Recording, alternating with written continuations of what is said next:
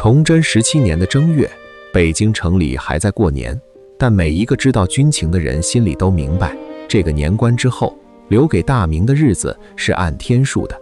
设想我们能把那一刻的局面拆开来，像分光镜分解一束白光那样去问同一个问题：朱由检该怎么走？答案并不是一个，而是随着为了什么而改变。如果他要的是活下去，他本人和这个朝廷的核心还能继续呼吸、继续运转，那么相对其他3条路更优的是带着朝廷南迁，以南京为陪都，凭长江与江南续命。可一旦把目标换成无愧于心，换成他自己反复挂在嘴边的那套价值：君王死社稷，不弃宗庙，同一束光折出的颜色就变了。相对更优的反而是太子南下监国，他本人留守京师。同一个人，同一副棋盘，同一批已知的牌，只是把想要什么这一个变量波动一格，相对更优的选项就掉了个头。这不是诡辩，而是这道题真实的样子。它没有标准答案，只有在哪个目标之下，哪条路相对更经得起推敲。下面要做的不是替崇祯拿主意，而是把这台分光镜架好，看清每一种颜色究竟从何而来。崇祯17年正月初1，李自成在西安称帝，国号大顺，随即自陕西渡黄河向北京方向推进。从这一天算起，到3月19日北京陷落，大约还有75天。这75天就是朱由检能够做出明确选择，并让选择产生效果的全部窗口。朝廷其实早已把3条路摆在了桌面上：死守京师，南迁陪都，或者议和招抚。问题不在于看不见路，而在于走不出第一步。崇祯本人摇摆在2套逻辑之间，一边是君王死社稷的祖训，一边是留住朱明正统的实用算计。结果3条路都没有被明确拍板，窗口就在迟疑中一天天关上。我们要评估的正是那个被错过的岔路口。假如在正月就做出明确选择，不同的目标之下，哪条路相对更站得住？要看清这一点，先得把当时的家底摊开。财政上，国库已近枯竭。崇祯16年税赋大面积拖欠，辽饷、缴饷、练饷3饷加派，早已把民怨堆到顶点。到了正月，连京师守军的军饷都发不出，欠饷已经数月。军事上更是空，经营纸面兵额30余万，实际能战的不足10万。山海关吴三桂部约4万人是关外主力，却动不得。一旦调入京师，关外便守不住。辽东锦州一线已失，号称秦王的左良玉部20余万住在襄阳，名为秦王，实则拥兵自重。对面的大顺军号称100万，实战兵力约20-30万，但士气与统一指挥都强过明军。地理上还留着一线生机，北京到南京的运河仍然通畅，水陆兼程，20-30日可达南京。而北京距大顺占领区，山西大同方向，直线约600里，山海关到北京约500里。换句话说，南撤的路还没断，但追兵的脚程也不远。政治与理智上，君王死社稷并不是皇明祖训或大明会典里的成文条款，它源自《礼记·曲礼》，国君死社稷。本是说诸侯当死守受封于天子的那片疆土，与天子并不相干。天子以四海为家，春秋里原有天王出居于政，天王授于河阳的旧例。到明代，这条本属诸侯的训诫被士林一路抬成近乎祖训的道德律令，崇祯也以此自负。南迁因此背着弃宗庙社稷的道德重负。朝中分作2派，李明瑞等少数人主张南迁，光实亨等多数人以祖宗社稷在此反对。崇祯爱惜羽毛，不愿一个人背弃京的骂名，非要大臣集体上书担责才肯下决心。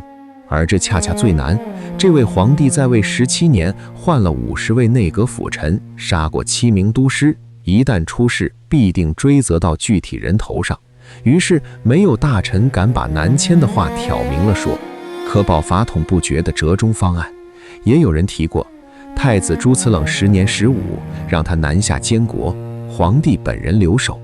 这里要把一件事说清楚，崇祯当时知道什么，又不知道什么。他知道的是，李自成已经称帝北进，经营空虚，正面死守胜算极低，国库见底，饷无可发。左良玉不会真来擒王，李明瑞密奏过南迁可行，运河通畅，南京有一整套6部建制，可以立刻接续政权。祖训不可轻弃，南迁需要大臣集体担责。吴三桂不尚在，关外女真虽破锦州，但还没入关。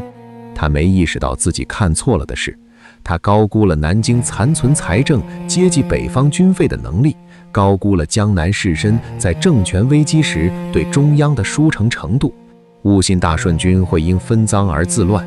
其实占领西北后，军纪相对严明，并未崩散，也低估了3月间居庸关、昌平防线崩溃的速度，以为还能撑到夏天。至于那些他完全无从知晓，要到事后才揭晓的结局。吴三桂在李自成进京后引清军入关，要到5月才发生。南明弘光朝会在1645年因党争与武将自重而崩溃。大顺政权会在山海关一战后于4月间迅速瓦解，清军会在这1年内取代大顺成为北方主导。这些都只能是我们今天回看时的旁白，绝不能写进他正月里的算盘。把后来的牌摊在他眼前，再嘲笑他出错，是最廉价的事后聪明。摆在崇祯面前的是4条形状很不一样的路。第一条是固守北京，皇帝本人留京，征调宣府、大同等边镇兵入卫，征召左良玉擒王。尽管预料他不会来，靠经营加地方援军死守京师。这条路的好处全在理智，它最符合君王死社稷的信念，在礼法这一目标下分数最高。但它的代价是军事上几乎不留余地，京师粮饷不济，援军不到，大顺压境，硬抗下去的胜算极低。换句话说，这条路在道义的账本上满分，在生存、权力、疆域、民生乃至最终的价值实现与历史评价上，却条条都落在下风。守得住名分，守不住实质。第二条是南迁陪都南京，皇帝率宗室、内阁、宝玺南下，以南京为正都，重组朝廷，凭长江天险与江南财富继续对抗大顺。代价很重，被弃京弃陵的恶名，北方的实际控制立即丧失，还可能引发降关降江的连锁反应。但他保住了朱明正统，保住了一整套核心政权机构，也保住了再战的可能。他需要的是大臣集体担责，以及那个正在收窄的1-2个月窗口。第三条是议和招抚，对内派使节向李自成开价，据记六旗、铭记北略、代理吴桥、怀陵流寇史中录一类史料。李自成兵临城下时，曾遣太监杜勋入城议和，开出割西北一带，敕命封王犒军银100万，退守河南的条件，并称受封后愿为朝廷内恶群贼，外治辽沈，只是不奉诏入晋。说到底是要朝廷封他为王，给他银子以换取退兵，而非他向朝廷称臣纳贡。对外则是在关外形势彻底恶化前与女真求和，只是这扇门实际上已经关上。它的代价是天朝向贼议和的政治污点，内部主战派会激烈反对，而且即便谈成，也只能换来数年缓冲，无法从根本上扭转。他在生存、权力、价值与历史评价上同样布满短板，钱、兵、人心都不在，对方没有理由长期守约。第四条是太子监国南京加崇祯死守，这是个折中，太子南下监国，留住法统，皇帝本人留守北京，以君王死社稷满足祖训。他的理智压力最低，本质上是留守与南撤两个动作的混合体，代价也最锋利。皇帝本人几乎必死，但朱明法统得以延续，路数近似当年的宋氏南渡。史料里却有人提过这个方案，崇祯却以太子年幼难任，且分朝廷毕生党争为由，没有采纳。4条路里，固守与议和几乎在任何目标下都被另2条压住，前者拿名分换全盘的实质，后者拿屈辱换不可靠的喘息。真正的较量发生在南迁与那个折中方案之间，而他们谁更优，完全取决于你把砝码放在哪一头。现在把分光镜正式架起来，我们用6个目标函数去照同一个局面，看每一种想要什么，会让天平导向哪条路。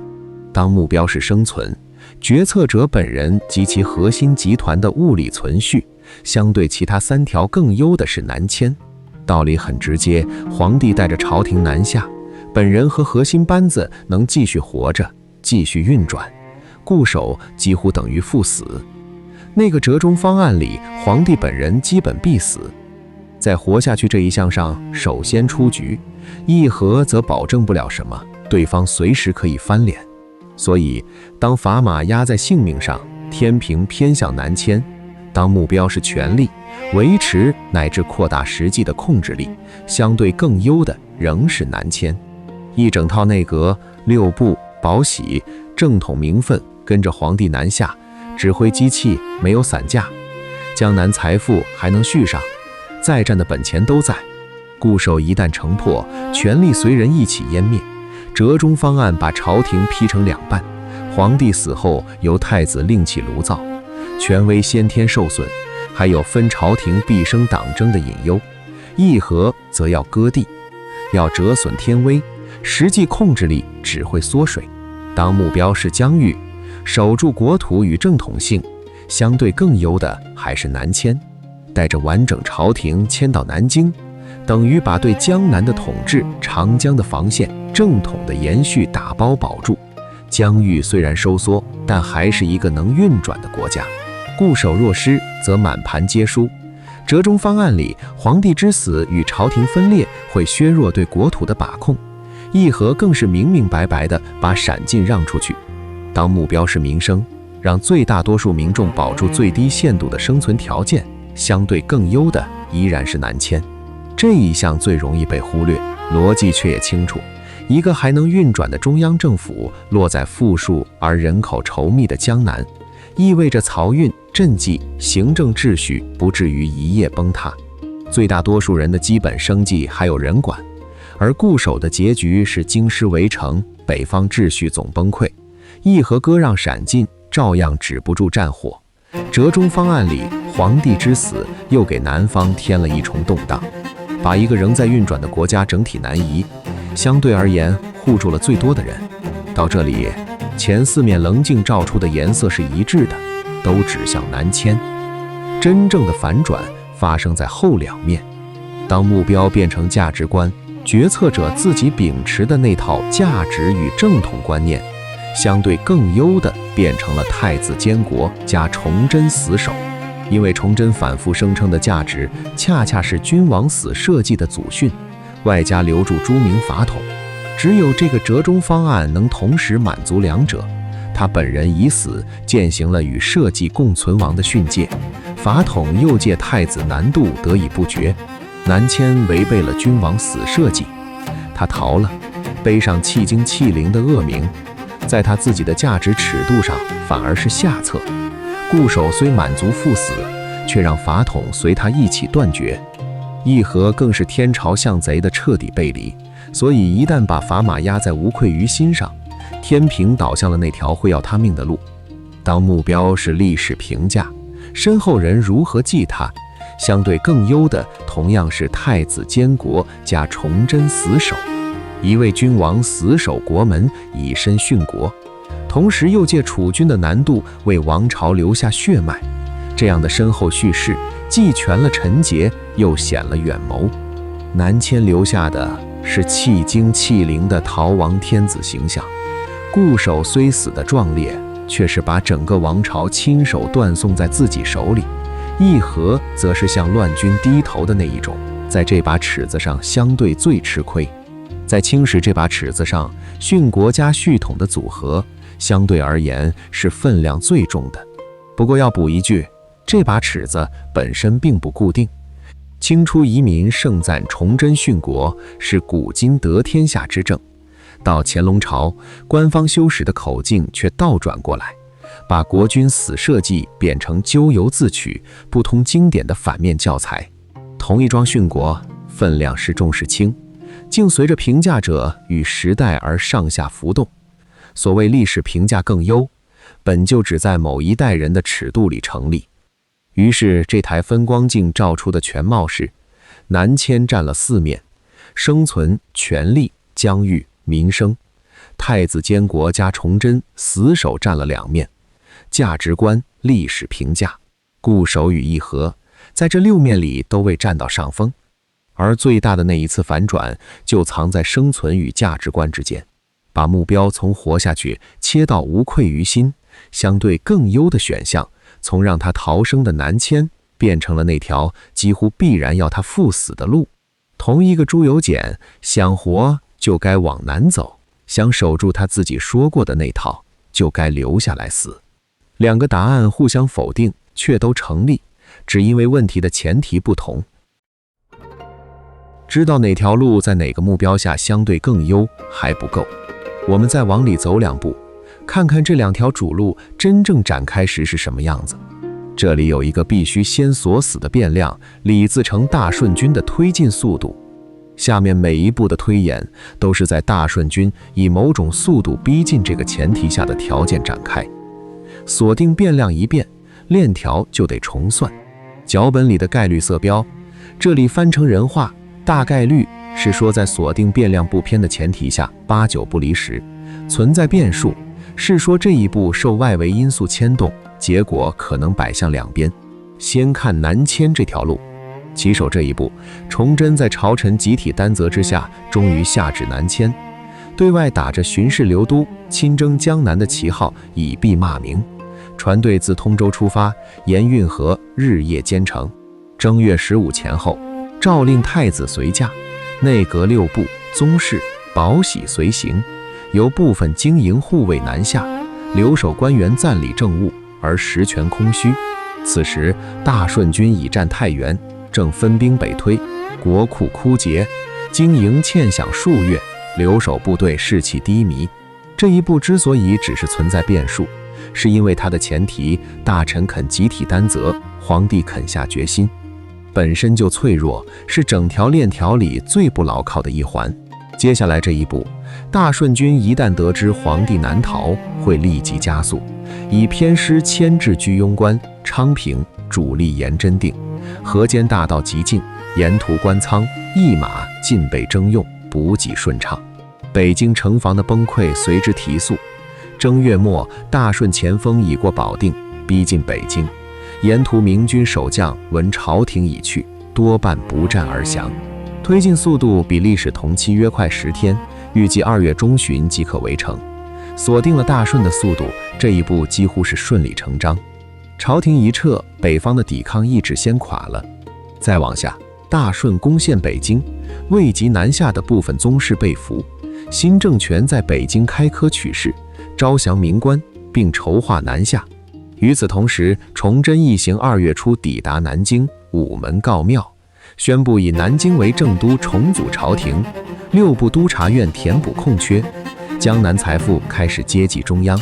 但北方的坏消息接踵而来，留守官员投降，未能全数南撤的后妃宗室被俘。在锁定变量之下，北方的迅速沦陷是大概率，南方政权的初步搭建也同步成型，一失一利几乎同时发生。战线再往南推，大顺主力自北京沿大运河南下，先后占徐州、宿迁，兵锋指向淮安。江北4镇之一的刘泽清率先闻风南逃，淮河、运河防线出现缺口，而南明立足未稳，财政全靠江南田赋盐税，偏偏江南士绅拒占西财，输粮输财迟缓。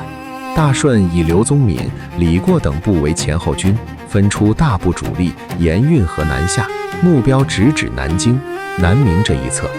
江北一线的军阵兵力有限，各怀一心，缺饷缺械，长江防线尚未部署完整，这一步标为存在变数。关键就在江南士绅肯不肯掏钱，四镇肯不肯听调。这两件事偏一寸，南明的存续就差一截。它和前面大顺加速取经那一步，正是决定南明能撑多久的两个枢纽。链条的最后一环，结果同样摆向两边。大顺在淮北集结，背渡淮，直取扬州、南京。南明虽有长江天险，但水师薄弱，士气低落，对方还可能借冬季结冰或间道绕行，前锋抵淮，与黄德功、高捷等部爆发小规模接触。南明内部分化，马士英主张倚重四镇，史可法主张依托长江防守，财政枯竭，四镇互不同属，前线补给不足。大顺暂驻淮北，收船休整，准备渡淮。南明因此得了约半个月的喘息，但党争加剧，左良玉在上游的威胁仍未解除。把这条路收束起来，从南迁决策出发，锁定大顺推进速度，可以看到一个反直觉的代价。正因为明廷北撤，大顺反而加速进攻，北京陷落比史上更早，北方更快沦陷。但南明换来的是江南这个财富基地和长江这道天险。大顺南下到淮河一线就开始碰到阻力。最吃紧的两个节点是大顺加速取经与南明财政接济迟缓、四镇离心这两处。如果外围变量不偏，左良玉、清军都按基线走，这条路在短期内的存续概率相对高于固守北京。但只要大顺战经后分兵并坚持统战，或者南明党争迅速激化，链条就可能提前断裂。再看太子监国加崇祯死守这条路，这条路的旗手崇祯在没拿到内阁集体担责的情况下，以太子年幼，非朕不愿为由，亲自下旨实施折中方案。这一步之所以是大概率，是因为他绕开了最难的那个前提，不需要大臣集体背书，皇帝一个人就能拍板。正月朝会上当众宣布太子以监国身份南下，自己留守，朝堂随即分裂，南迁派鼎力支持，死守派不满却无法公开反对，大部分官僚私下开始北逃。太子仪仗正月初5离京南下，北京城防虽按原计划布防，经营士气却因太子南去而进一步瓦解。士兵普遍认定皇帝已经放弃了这座城。接着，大顺军抓住明朝内部分裂与经营瓦解的心理效应，以颇快的脚程从黄河推进至太原，沿途明军大多望风而降。2月初，李自成亲率主力占太原、山西镇，或降或溃。北京西面门户彻底敞开，消息传来，城内恐慌，富户外逃，九门戒严。太子一行2月中旬抵淮安。南京收到监国诏书后，开始组建临时内阁，却苦于府库空虚，可支配的银两远不足以支撑军费，江南税粮尚未起运。崇祯屡诏催吴三桂，左良玉擒王，吴三桂以关外告急拒迁，左良玉以剿贼为名逡巡不进。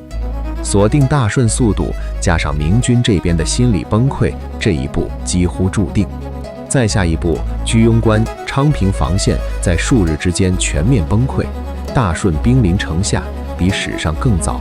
这个崩溃速度超出崇祯预期，他原以为还能撑到夏天的那段缓冲，被证明只是幻想。3月11日，大顺前锋抵居庸关，守关太监杜之治，总兵唐通不战而降，昌平陷落，北京北面再无险可守。崇祯急调经营出城，士兵因欠饷哗变，列阵未稳即溃，城中存粮仅够1月，城外大顺以何为？太子在南京虽下令各镇整军，左良玉却以需朝廷正式敕令为由，按兵不动。这里要点出的是，他低估崩溃速度的那个误判，在锁定变量之下，恰恰推着结局以高概率落地。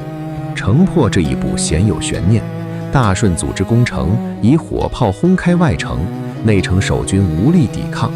3月15日，外城被破，内城巷战2日。崇祯拒绝太监劝降，于眉山自缢殉国。刘血照认贼分裂阵师，误伤百姓1人。大顺占领全城，俘获大批官员，内阁首辅陈岩等屈膝迎降。北京陷落的消息经运河及地铺数日后传到南京，太子德训即以监国身份即位，一个南渡的朝廷就此成型，却随即要面对党争与军头离心的隐忧。收尾这一步存在变数。大顺休整一段时日，认定南方政权虚弱，城势难争，又因收编大量降民而加速，主力不久即推进至淮河沿线。4月初，李自成在北京即皇帝位，开始招降南方名臣，分兵沿运河南下，攻占徐州、淮安，南渡朝廷，命使可法，都师江北，可调之兵有限。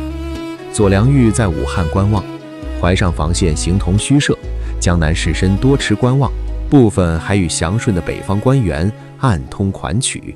这一步标为存在变数，因为大顺南征的时机与规模取决于他自己的判断。